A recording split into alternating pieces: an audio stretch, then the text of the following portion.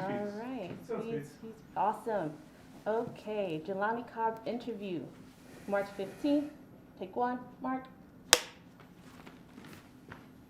Hi, Jelani. Hi.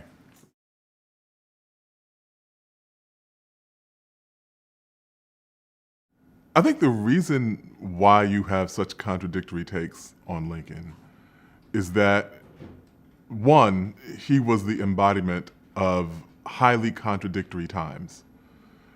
And as a politician, he was trying to navigate the currents of really irreconcilable ideas.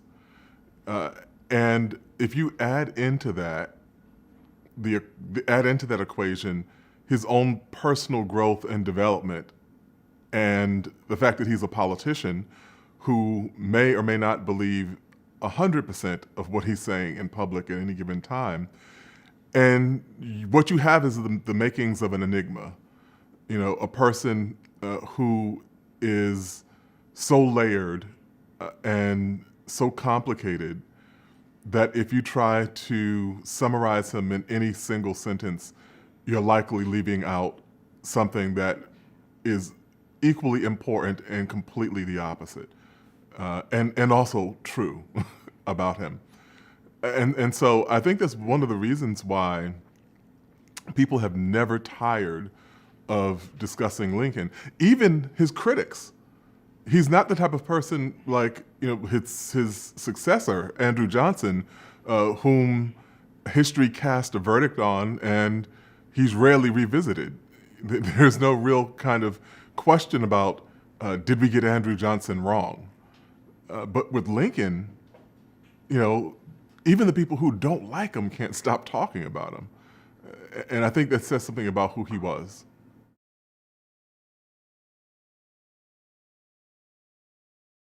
The idea of Lincoln and slavery has been shot through by, I think, the emotional and cultural needs of the generations that have come after him. And there's been a need for a redemptive vision of how the country handled slavery. And so in focusing on Lincoln as the grand emancipator, it allowed the United States, and more specifically allowed white people, to emphasize the way that slavery ended without thinking about the ways in which slavery was created in this country and the ways in which it endured. And so with that kind of political weight on Lincoln's shoulders, it's hard to actually get a clear understanding about what he thought about slavery. First, we know that in his early career, in his time in the legislature and in his time in Congress, it was not an issue that consumed him. He was not known, he was not distinguished as a Whig, and the Whig Party was a kind of complicated undertaking. They had Whigs who were pro-slavery, Whigs who were anti-slavery, Whigs who were kind of all over the map, as it stood on the issue. And Lincoln didn't really distinguish himself on it. The first time we see him really taking a visible stand around the issue is after 1854, when the Kansas-Nebraska Act is being debated, and it really polarizes people. And the people who had been able to coexist with the institution of slavery, even if they disagreed with it, the prospect of slavery being open and the spread of the institution to more states where it didn't exist already just really was something that people couldn't reconcile themselves with. And Lincoln making the decision to re-enter politics and challenge Stephen Douglas for the 1858 election to the United States Senate. And so that's where we see him come into this question. Also, not entirely unrelated, it's where the Republican Party gets its start. The 1854 Kansas-Nebraska Act really obliterates the Whigs as a political party, and the Republicans arise as a consequence of it. And so, there's Lincoln there. The Lincoln-Douglas debates They famously go around the state 7 times. Excuse me, not around the state 7 times, but they famously go around the state and hold 7 debates. And really at issue is the expansion of slavery, the possibility of the expansion of slavery, but really more fundamentally, the possibility of black citizenship. And so, Lincoln is arguing on to the counter of Stephen Douglas, who is the author of that 1854 Kansas-Nebraska bill. And so we kind of see him being cast as the foil to Stephen Douglas, and therefore the foil to the expansion of slavery in 1858. As president, Lincoln's positions on slavery are complicated, because he has a personal disdain for the institution. He also believes that his highest calling and responsibility is the preservation of the Union. And so early on, when the question of emancipating enslaved black people comes up, he is opposed to this in the course of the Civil War. And it's Congress that moves first. The Confiscation Acts, the First and Second Confiscation Act, are ahead of Abraham Lincoln. And the Confiscation Acts essentially make it that if a person is in a place that is in the possession of the Union Army, they can be treated as any other kind of war material that would be seized. And it doesn't deal with the moral implications or the human implications of these being people who have rights, but it does deal with the kind of textbook, granular, technical aspect of whether or not these people can be emancipated during the course of the war. And even then, when Lincoln issues the Emancipation Proclamation, it's really shot through with the politics of war, which is not something I think he should be indicted for. It's just kind of understanding that this is a politician dealing with reality. And so when he decides that they're going to issue an Emancipation Proclamation, and so all throughout the spring and summer of 1862, Lincoln waits until they have a large enough victory to make it seem like an Emancipation Proclamation is simply rubbing salt in the wound, not making a last-minute kind of Hail Mary throw to disrupt the Confederacy. And he doesn't get that until Antietam in September of 1862, and issues the Emancipation Proclamation then.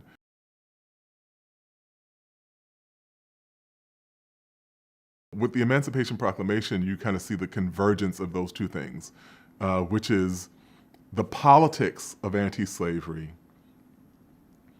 and the moral question of anti-slavery. There's a moment where those two interests converge. And that's why the Emancipation Proclamation, by the way, is written the way that it does. In issuing the Emancipation Proclamation, Lincoln says that any person held in slavery in an area that is in rebellion against the Union is free. And it's worded in this seemingly paradoxical way. Frederick Douglass has the most succinct criticism of it. He says that Lincoln has abolished slavery in the places where he had no power and allowed slavery to remain in the places where he does, meaning the slave states that had sided with the Union. And again, the political and strategic interests come into play here.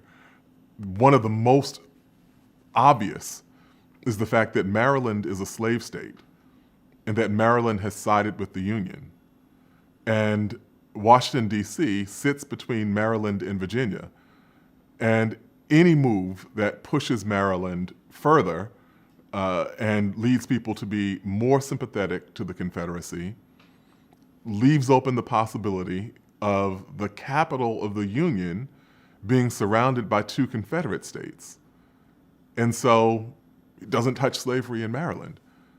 And so that's part of what you see, the evolution of Lincoln on the question and the issue of slavery is both personal but also a reflection of the prerogatives and possibilities of the war and the politics of the war. And so you really can't unbraid those things if you want to understand how Lincoln's perspective on slavery evolved and how slavery itself came to its demise.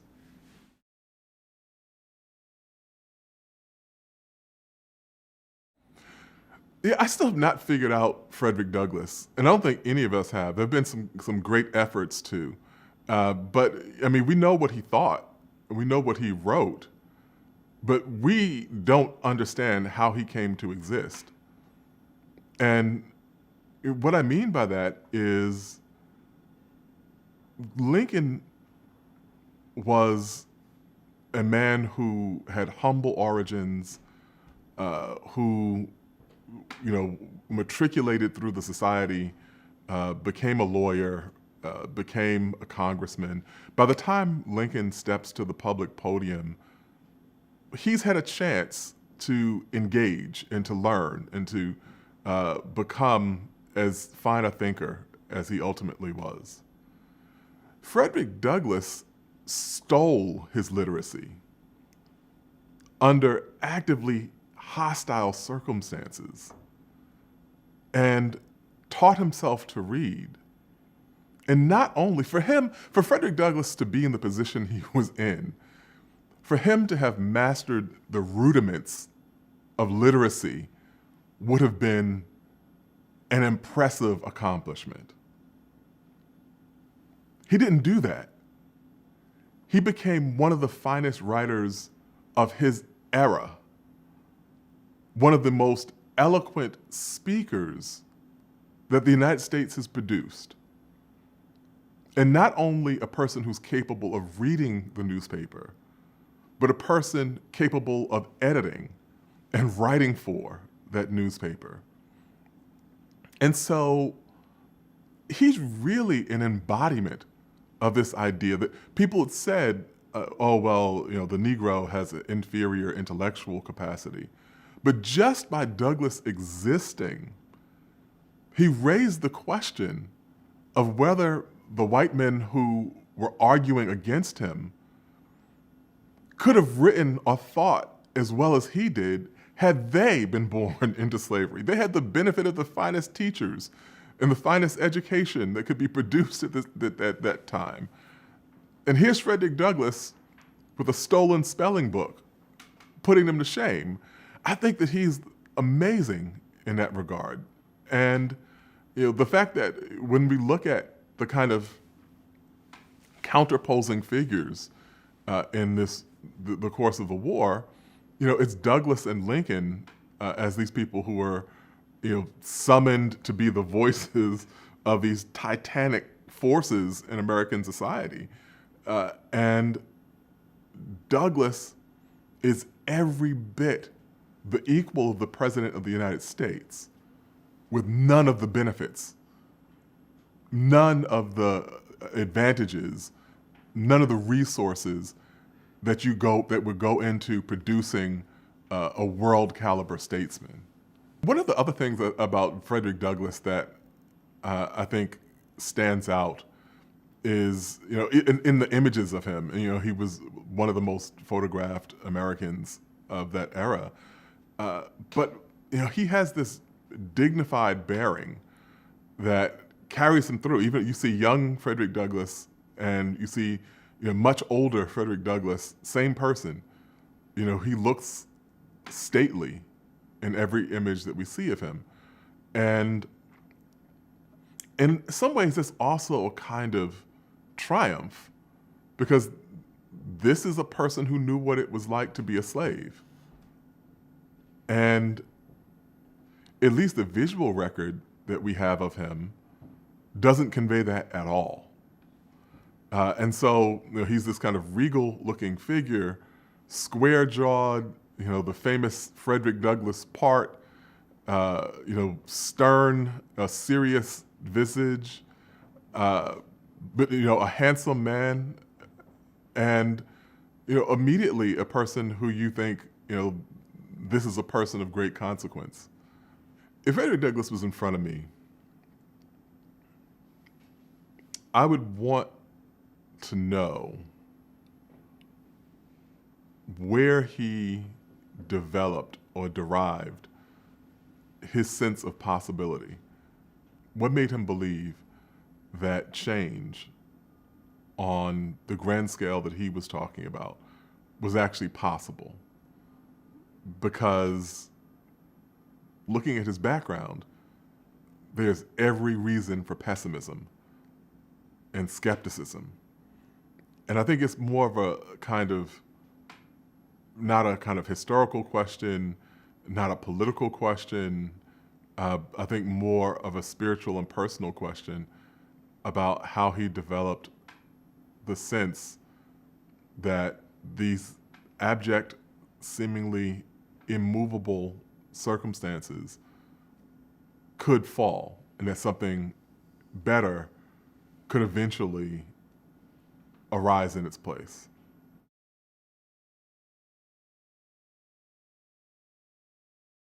When you talk about Black women abolitionists, they are, first there's the double burden of being Black and being female in a society in which both of those things were the opposite. Both of those things disqualified you from being able to be a part of the public interest, or to speak in the public square, or to weigh in on the events of the day. And that's just, the kind of beginning of it. And then often, these are women who have endured the unique burdens of enslavement that women faced. And so if you read Harriet Jacobs and her autobiography, she talks about something that is, again, one of the parts of slavery that we're least willing to confront, which is sexual exploitation and rape. And her hiding in a cubby, essentially, for years, until she had her opportunity to flee to freedom. And to do that, and then be willing to write about that, to tell that story as a means of indicting the system in a way that only women could have, because the various arguments that were being advanced in defense of slavery all rested upon this idea that it was this educational institution, or that these were familial relationships. And she's saying right there, what about the rape? Explain that. Explain that part of the institution of slavery. And, even I think when you look at Sojourner Truth, who was enslaved in New York State, and there's a kind of gradual emancipation idea that people kind of age into emancipation in New York State. They don't have a kind of one fell swoop thing.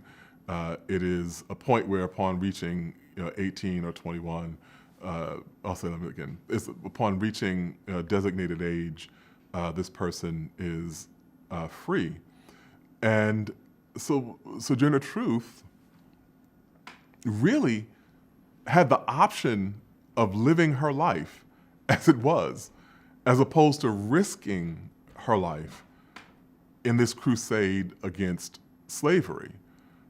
In a way that, certainly there were risks for all abolitionists, the men included, but in a way that was much more immediate and much more prominent for women who were engaged in this work than it was even for the men.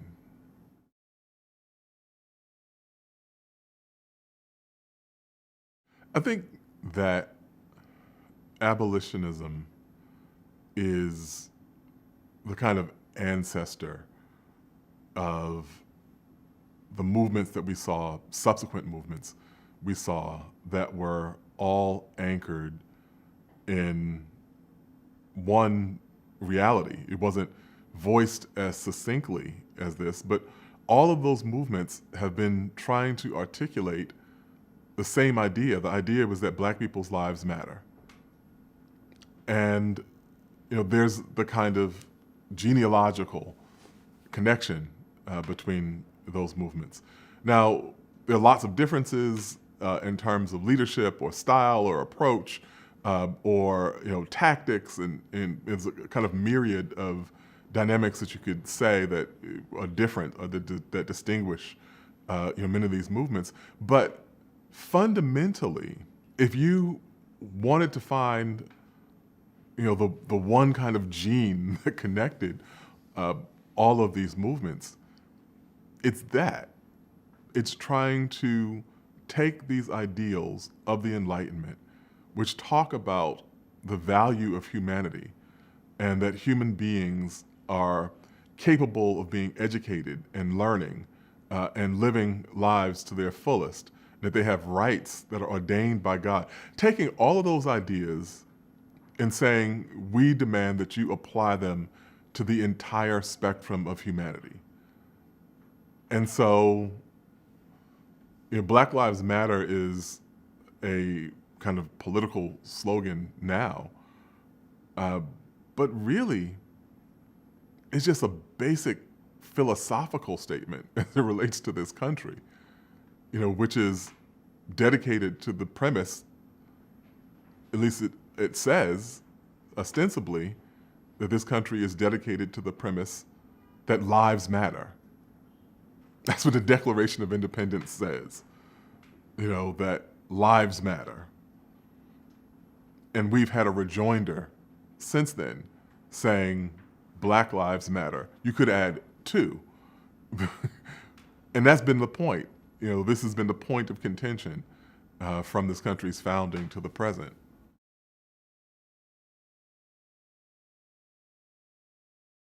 Well, the Black press was crucial for a few reasons. One of them was just the plain reality of talking about what was happening in terms that were not mediated by competing interests or the need to appeal to readers who may be unresolved on the issue of slavery. The Black press was kind of an immediate and abolitionist voice that you heard. There's a headline, that you see very often as it relates to the Civil War in the Black press, and it's the Frederick Douglass, "Men of Color to Arms," slogan that you see in huge font, that you see in this huge typeface at the top of the paper. And that really is kind of a metaphor for what the entire relationship of the Black press was to the issue of the war. On just a plain logistical level, he was a voice that was speaking to the people who were most directly affected by the cause at the center of the war. And secondly, kind of practically speaking, if you were hoping that there were going to be men of color who were going to join the war effort, here is the outlet that's saying it. And then you also have the kind of debates, that you weren't seeing in other places. One of the things that is, fought out and hashed out in the Black press over the course of the years leading up to the war is whether or not it would be better to let the South go and say if the South did secede, then there would be no reason that people who escaped from slavery would have to be returned to slavery. And it becomes a question of whether or not the institution of slavery can be killed off more effectively in an independent state than it can be as part of the United States. Now, ultimately, that's not how things play out, but it is a debate. It's a window into the ways in which the thinking of African Americans on this issue did not necessarily align with the thinking of the interested white parties on the issues.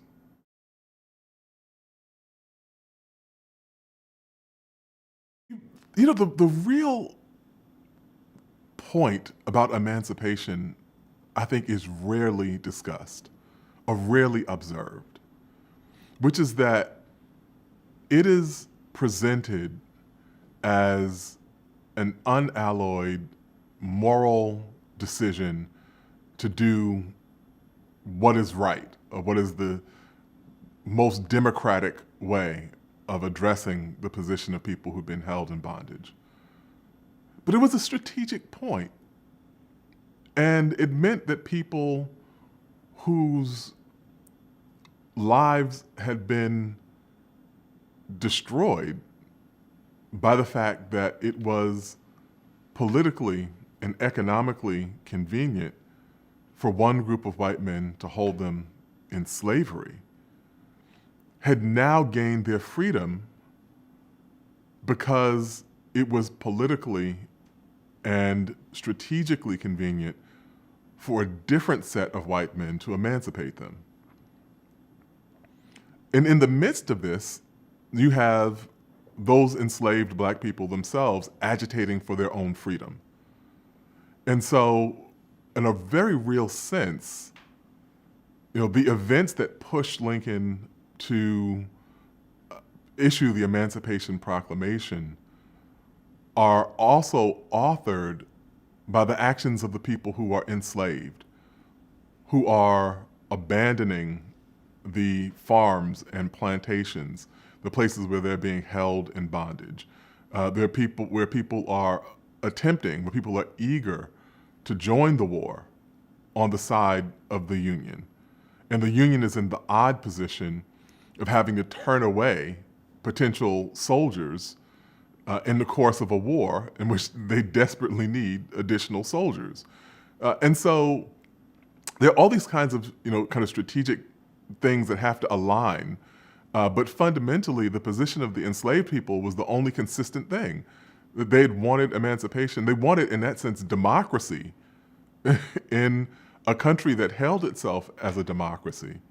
They wanted freedom in a country that was allegedly founded upon the principle of freedom. And it took other people of considerable advantage, considerable wealth, considerable education, decades in this country to actually grapple with things that unlettered enslaved people understood about democracy from the outset.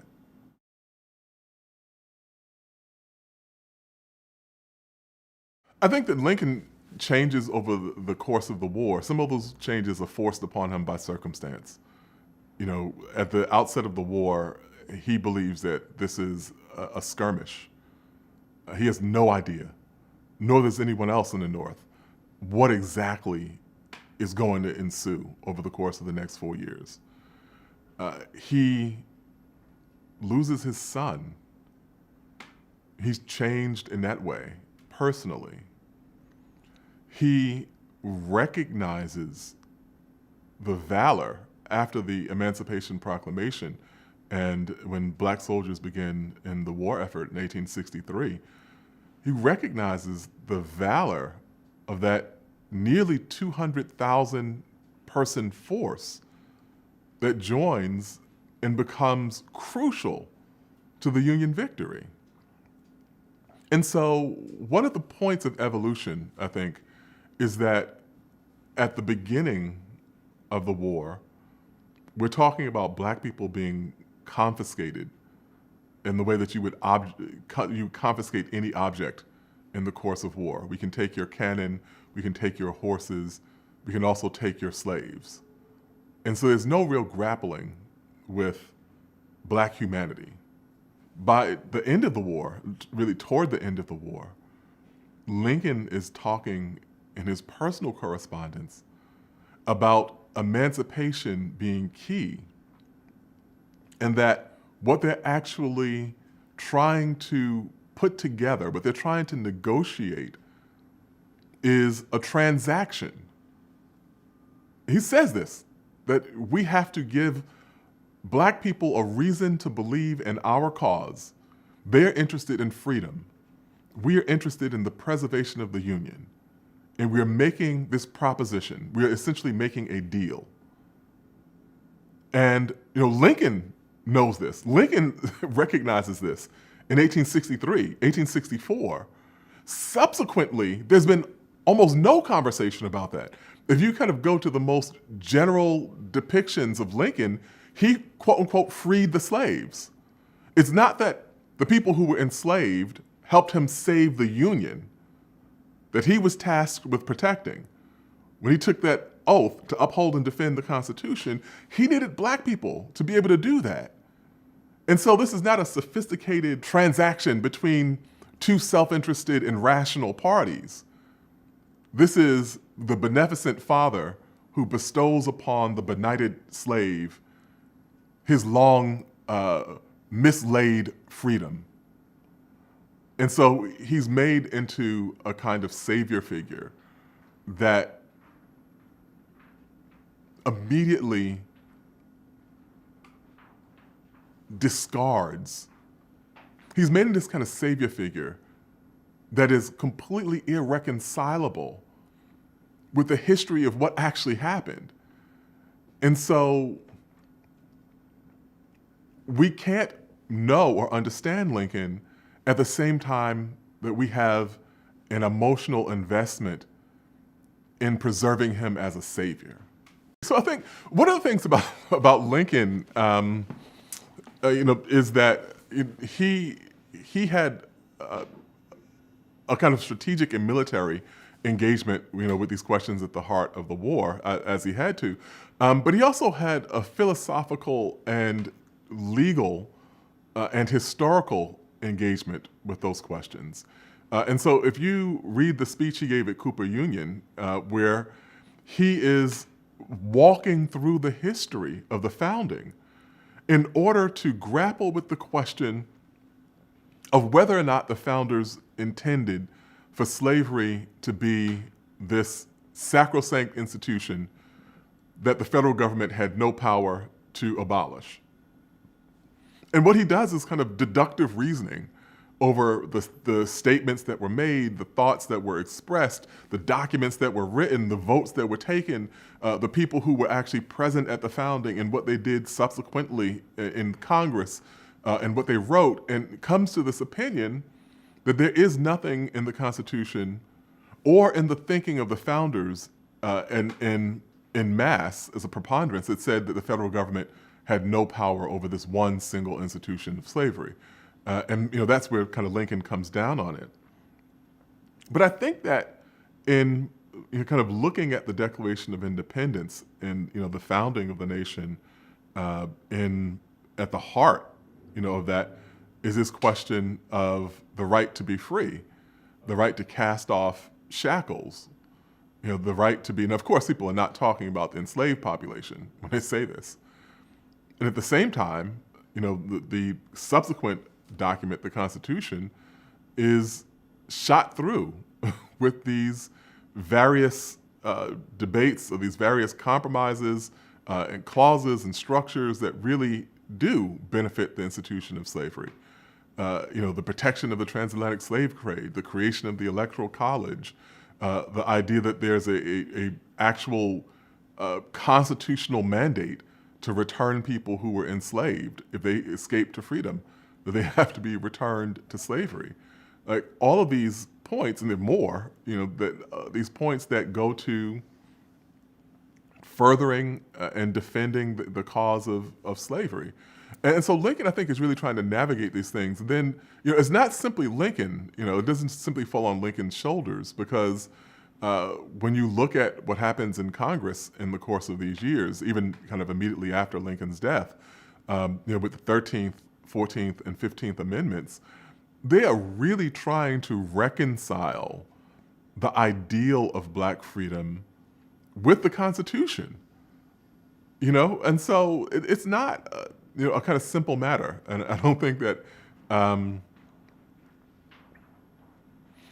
was easy for any of them to kind of navigate, for anyone in this society at that point to navigate the open and contradictory nature of the founding documents.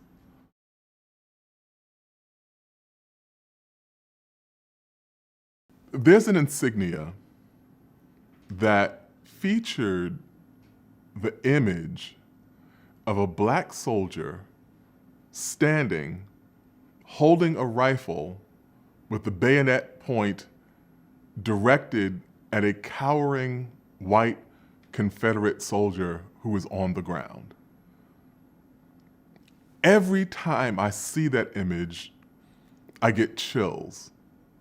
because it is such an audacious inversion of what the reality was, that in 1863, 1864, 1865, there were black men, many of them former slaves, who were willing to fight and kill on behalf of the cause of freedom for themselves and their people.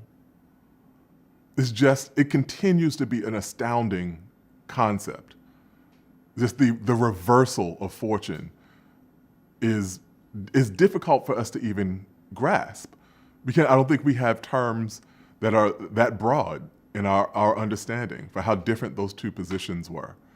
And so that's one part of it. At the same time, they knew that the stakes were higher for them. That in circumstances in which white soldiers could surrender and be taken as prisoners of war, which we don't want to dismiss the horrors of this, as we kind of know about Andersonville and the torment that prisoners of war faced in the course of the war. But even that didn't equal the possibility of black soldiers being not allowed to surrender, like what happened in Fort Pillow in 1864, where the black Union soldiers attempted to surrender the fort, and instead they were massacred. Or, worse than death, be sold back into slavery. Or for people who had not been enslaved, be sold into slavery.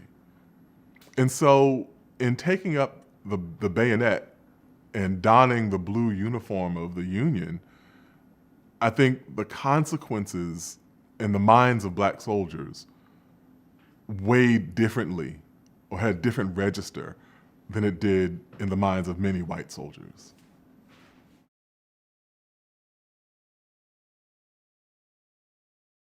In the aftermath of Fort Pillow, you saw black soldiers who were saying, "Remember Fort Pillow," when they were going into battle.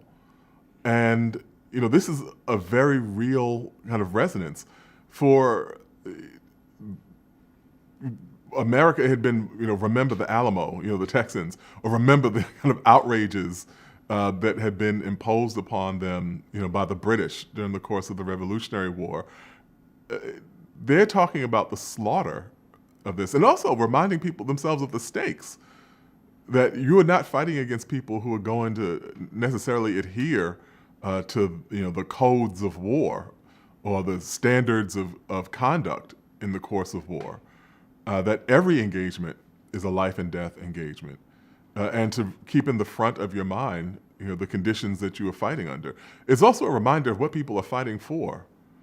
And so there's that. I also think that another point that succinctly conveys the reality of what it was like for black soldiers is that image of Gordon, the enslaved black man, who, famous image people have seen of his back, which is just a lattice of scar tissue from all of the times that he's been whipped. And the popularization of that image, which was taken for very strategic and political reasons, in order to dispel the myth that slavery was this benign familial institution. You get this image of Gordon, you could see what exactly slavery had done to him. But they paired that, which we always see the image of his back. We rarely see the second image, which is the image of Gordon in uniform. And it is the most powerful depiction of what was at stake.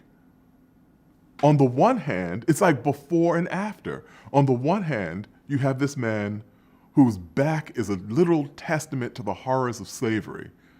And on the other hand, you have this man who is in an army fighting to end it. And I think that summarizes the emotional import of what it meant for people to be able to put on the uniform after 1863 and join the Union ranks.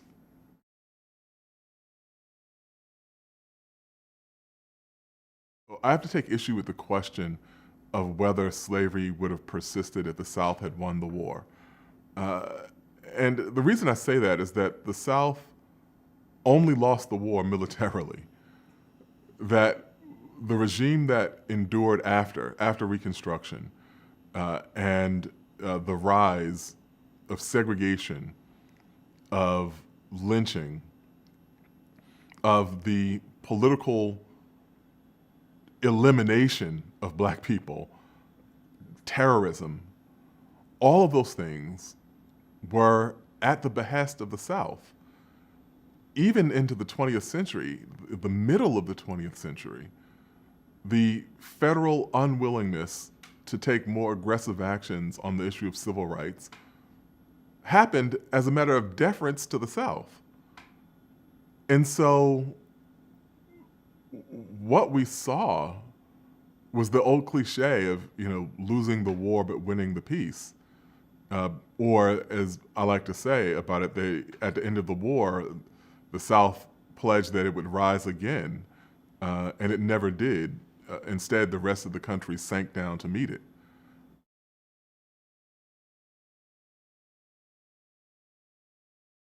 Lincoln himself didn't think of his presidency in the terms that his subsequent defenders did. He was keenly aware of questions and contradictions, and likely a very self-aware figure, particularly for we don't have that kind of language for people in the 19th century. But he seemed to understand himself and the context that he operated in, and that's one part of it. The other part of it, though, is that when Lincoln talks about the rebirth of democracy, he is not as sanguine or as blithe as subsequent interpretations of him have been. And what I mean by that is that by 1865, Lincoln has commanded the country through 4 years of the bloodiest war it had ever seen then or now, a war that was so brutal that the United States would have to fight World War II almost twice. And that's 20th century warfare. We'd have to fight that war almost twice to equal the number of people who died in the course of the Civil War. In 19th century warfare, it was much more difficult to kill people. He has seen that. He has seen the depths to which the forces arrayed against him would sink in order to defeat him and the cause of the Union. I say it to say that Lincoln has a very kind of wary eye about human nature and human affairs. And so the best way I think of looking at that is to read that first inaugural speech, the speech that he gives in 1861. And it is, if you go through, it's not inspirational. It's longish. Has lots of things that are kind of, what you would expect in a kind of standard inauguration speech. And then read the speech he gave in 1865 in the second inaugural. In that second inaugural, Lincoln does something that we had not seen American statesmen do before, certainly not American presidents. And that is, he grapples with the moral implications of an allegedly democratic state holding people in bondage. And he does this moral calculation, which I think is an astonishing sentence for anyone to have said, any white person to have said in 1865, all the more so for a head of state to say this. When he says that if it's God's will, every drop of blood that has been drawn by the lash may have to be equaled by a drop of blood drawn by the sword. We're saying we may have to suffer as much violence as we have inflicted on these people in order to persevere as a nation. And if that happens, the judgments of God are right and just. I mean, you have Thomas Jefferson saying that he trembles for his nation in his correspondence, trembles for his nation when he thinks about the fact that there's a just God. And it's this kind of oblique reference to, we all know that what we're doing here is savage and indefensible. But Lincoln says it outright in that succinct speech. If you had gotten up to get some water and come back, the speech would be over. It is this succinct kind of gem of economy. And that's it. That's all that has to be said. But it is so resonant. And then even to the idea of saying that the nation will proceed with malice toward none. That is a tremendous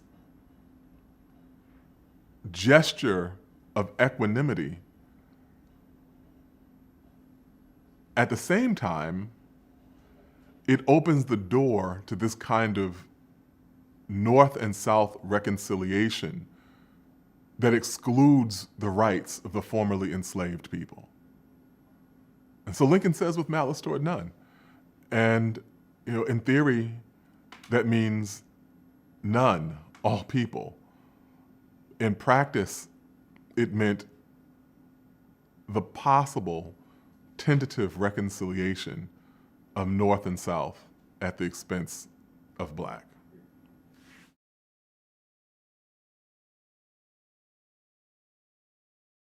I think it's possible to tell a true story about Lincoln, or it's possible to tell a truer story about Lincoln. And to get at the exact truth of any human being, much less one as complicated and tested and really layered as Lincoln, that's a daunting task. It may not be possible. But it's like the idea of a more perfect union. You don't get a perfect union. You're not going to have a perfect union. But the ideal is to establish a more perfect union.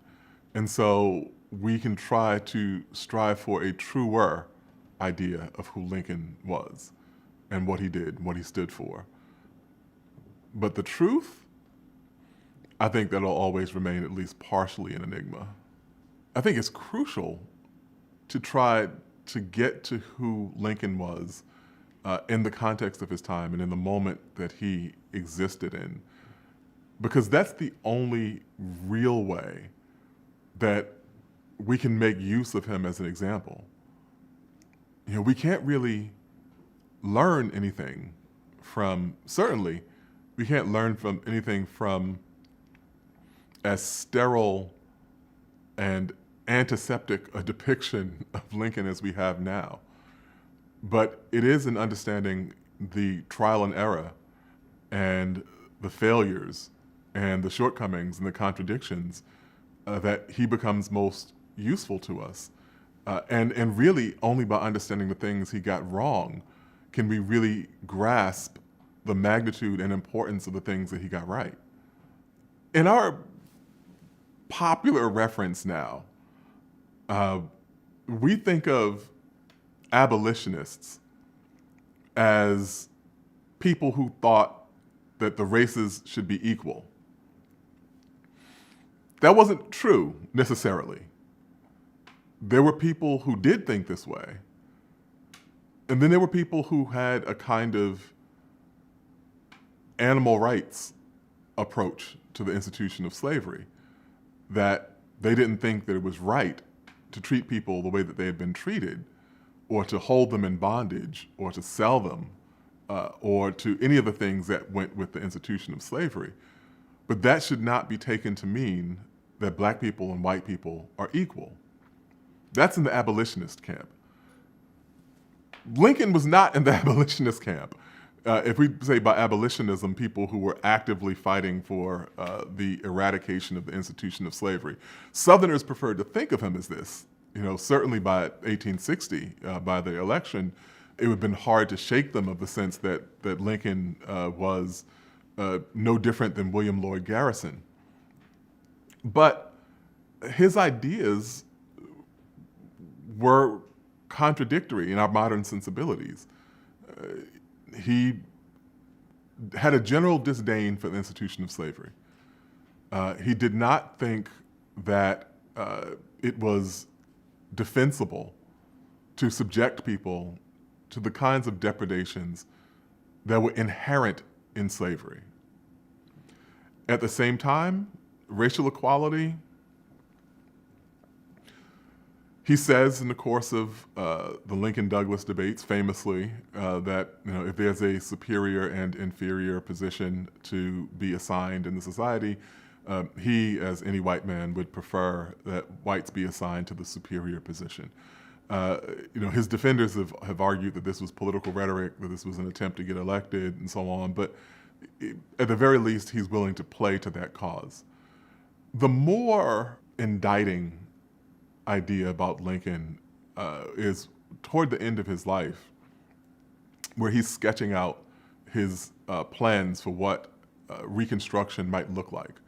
The war is freshly ended, and there has to be some mechanism for bringing the feuding halves of the country back into one whole. And he does recognize that Negro suffrage is going to be key to this.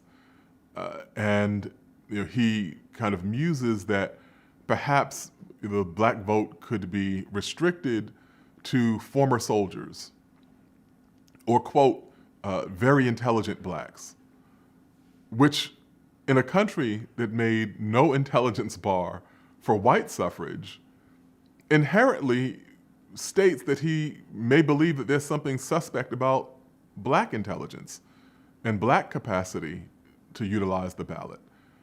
And so he's kind of riddled, with the contradictions of men of his era.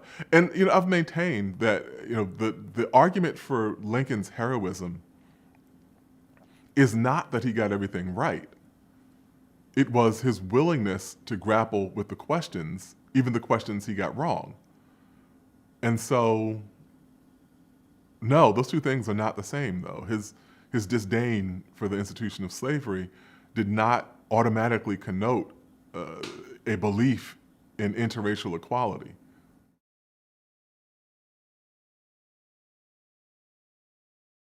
I think there's an inclination to seek out Lincoln in trying times and amidst difficulty and uncertainty. I think that, by all means, the moment that we're in and the point that we've been navigating throughout the course of the Trump presidency, and certainly in that chaotic moment of January 6th, where we saw the United States Capitol stormed, just ahead of a presidential inauguration, they all called to mind Lincoln. And more specifically, they called to mind the turbulence and the currents in American politics that were so volatile in Lincoln's time and have not entirely been tamed in the time we live in now. Even more specifically, there are things about Lincoln that in his experience that just leapt out at you if you're looking at current events. The fact that Abraham Lincoln had to be smuggled into Washington, D.C. Under threat of his life, ahead of inauguration. And we saw an inauguration in 2021 of an American president in which the city was occupied, essentially, by 20,000 National Guard troops to protect the life of the incoming president. We've seen the accusations of betrayal and elections that are thought to have not been representative in one way, shape, or form, and all these dynamics that are extremely dangerous in a democracy. And in that moment, you think about the first president who was tasked with navigating that kind of situation in the crucible of major conflict, and it's Lincoln.